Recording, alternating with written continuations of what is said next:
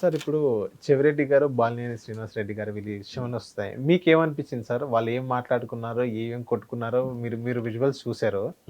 మీకేమనిపించింది sir? గతంలో ఆయన వైసీపీలో ఉన్నండగా బాలినేని శ్రీనివాసరెడ్డి గారు టీడీపీ మీద ఎంత విరుచుకుపడ్డారో మీకు తెలుసు. బయటకొచ్చిన తర్వాత నన్ను కెలక్కండి, నన్ను కెలికితే మొత్తం వైసీపీ మొత్తం చిట్టా మొత్తం బయటికి తీస్తాను.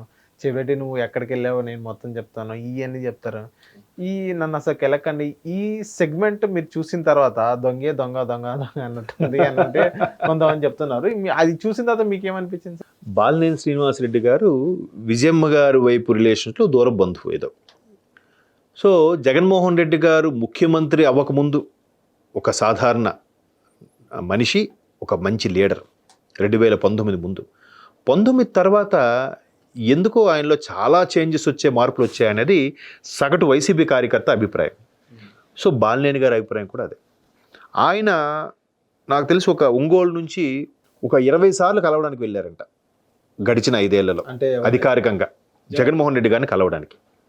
ఏదో సమస్యలు ఇక్కడ స్థానికంగా ఇలా జరుగుతున్నాయి, లేదా ఇక్కడ జిల్లా పరిషత్ ఎన్నికలకు సంబంధించి జిల్లా పరిషత్ చైర్మన్కి లేదంటే ఇక్కడ మంత్రికి ఇష్యూస్ కానీ, లేదా ఈయన మాటని పెడచెవిన పెట్టడం కానీ, లేదా టిడ్కో ఇల్లుకు సంబంధించిన అవకతవకలు కానీ, ఒకటి కాదు అలాగే పథకాలకు సంబంధించిన అవకతవకలు కానీ ప్రతీదీ చెప్పడానికి వెళ్ళడం. ఆయన టైం లేదనడం, నిజంగా టైం లేదు ఆయన అన్నాడో, లేదా సజ్జల గారో లేకపోతే ధనుంజయ రెడ్డి గారు వచ్చి బయటికి చెప్పారో తెలియదు, వెళ్ళి రావడం. ఆఖరికి విజయమ్మ గారు ఒంగోలు వచ్చి వాళ్ళ దూర బంధువు ఎవరో ఒక పెద్దవాడి బాగోలేదంటే ఇంకా చివరి చూపుగా వచ్చి పలకరింపుకి వచ్చారట. వచ్చినప్పుడు కూడా బాలినేని గారు వెళ్ళి కలిసి, అమ్మ బాబు ప్రవర్తన మాకేం అర్థం అవ్వట్లేదు, ఏంటో తెలియదు, మమ్మల్ని ఎందుకు దూరం పెడుతున్నాడో తెలియదు, అసలు మీరు రాజశేఖర రెడ్డి మేము ఎలా ఉండేవాళ్ళం, మన కుటుంబ సభ్యులు ఎలా ఉండేవాళ్ళు, మీరు అందరినీ ఆదరించారు, ఇప్పుడు మనం ఎందుకు దూరం పెడుతున్నాడో తెలియదు, కనీసం మాట్లాడడానికి ఛాన్స్ ఇవ్వట్లేదంటే చెప్పి చూస్తాను అనేసారంటే తప్ప ఆవిడ కూడా మాట ఇవ్వలేకపోయారట. ఎందుకంటే ఆవిడే ఇక్కడ హైదరాబాద్లో ఉంటున్నారు, ఆ టైంలో హైదరాబాద్ నుంచి వెళ్ళారు అక్కడికి.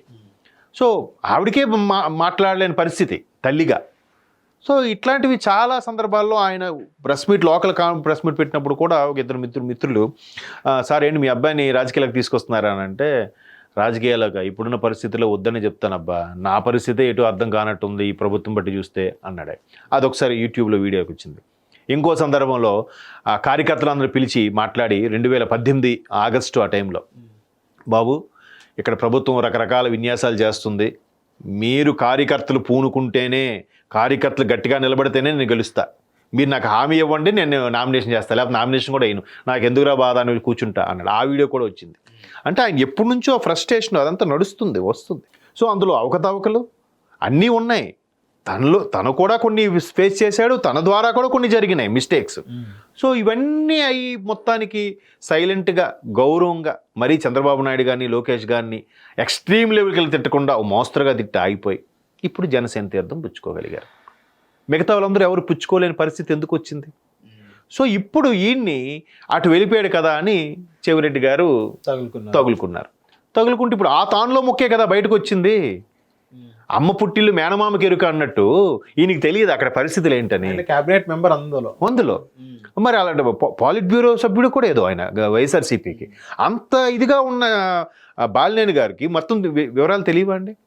ఆయన కొన్ని మీడియా ముఖంగా మాట్లాడాడు, కొన్ని ఆఫ్ ద స్క్రీన్ మాట్లాడాడు. ఆఫ్ ద స్క్రీన్ కూడా మనకి సోషల్ మీడియాలో వచ్చేసాయి. ఇంకేం చేస్తాడు బాబు? ఒకప్పుడు నేను మీతో పాటు ఉన్నవాడినే, నన్ను కెలక్కండి, పోతే పోయింది, నేను ఎలాగో బ్లేమ్ అయ్యాను, మిమ్మల్ని కూడా లాగుతాను అన్నట్టుగా చెప్తున్నాడు. ఒకటి కాదు రెండు కాదు, చాలా ఉన్నాయి. ఆయన ఇంకా ఆఖరికి రాజకీయంగా సన్యాసం తీసుకునే పరిస్థితి కూడా వచ్చేసాడంట ఆయన. సరే, నాకు కూడా నడిచే కార్యకర్తల కోసము అభిమానుల కోసము తప్పక సరే జనసేనలోకి వెళ్ళారు. అది కూడా ఏంటి, బాబు గారికి ముఖం చూపించడానికి చెల్లక పవన్ కళ్యాణ్ గారి ద్వారా లేదా కొంతమంది జన సైనికుల ద్వారా కలిసి సీనియర్ నాయకులతో చెప్పి అక్కడ కూడా లోకేష్ గారి టీంతో చెప్పి ఒప్పించి సరే జనసేనలోనికైనా యాక్సెప్టెన్స్ ఇవ్వండి అన్నట్టుగా అంటేనే చేరారట. అంటే ఇవన్నీ వస్తున్న కింద స్థాయి వ్యక్తులు ఇప్పుడు బయట డ్రైవరు వాచ్మెన్ వాళ్ళకి తెలిసిపోతాయి, ఎవరింటికి ఎవరు వస్తున్నారు ఏంటి ఇది అలాగా దావానంలో స్ప్రెడ్ అయిపోతాయి. సో అట్లా మొత్తానికి ఆయన ఉన్నాడు. ఆయన అలాగని బయటకు వచ్చేసిన తర్వాత జగన్మోహన్ రెడ్డి అలాంటి అనట్లేదుగా. అది పద్ధతి. మాట్లాడండి, రాజకీయాల వరకే మాట్లాడండి. ఆయన అలా మాట్లాడట్లేదుగా. సో ఆయన కెలుగుతున్నారు. అంటే వీళ్ళని విడిచిపెట్టి వెళ్ళిపోయాడు కదా, కెలకాలి. ఇంకా కెలిగితే ఏమవుద్ది? 1,000 చూపిస్తే 3,000 వాళ్ళ వైపే వెళ్తున్నాయి. ఇంకా ఒక్కొక్కటి అదే చెప్తున్నాను కదా, కొడాల నాని గారు, గుడివాడ అమర్నాథ్ గారు, ఆ తర్వాత అంబటి గారు, రోజా గారు, అనిల్ కుమార్ యాదవ్ గారు, ఒక్కొక్కరుగా వస్తున్నాయి. మొత్తం మీద అందరి బట్టి చూస్తే అంబటి గారు, పేరు నాని గారు ఇంక వీళ్ళిద్దరే స్పందిస్తున్నారు. మిగతా ఎవ్వరు కూడా మరి పరారీలో ఉన్నారో, అండర్ గ్రౌండ్కి వెళ్ళిపోయారో, లేదంటే మనకి ఎందుకులే వచ్చిన బాధ అని చెప్పి సైలెంట్గా ఉన్నారో, కామ్గా ఉన్నారు. అలా ఉండడం బెటరు, అంతే కదా. వాళ్ళ స్కామ్లే బయటకు తీసుకొస్తాయి. సో ఇప్పుడు చెవిరెడ్డి గారు ఇంకా ఈ విధంగా చెలరేగిపోతే మరి ఆయన కూడా ఎన్ని బయటకు వస్తాయో చూడాలి. మరి 5 నెలల్లో ఇన్ని వస్తే ఇంకా 4.5 సంవత్సరాలు ఉందిగా, చూద్దాం మరి. థ్యాంక్ యూ సార్, మా టీవీకి వచ్చినందుకు.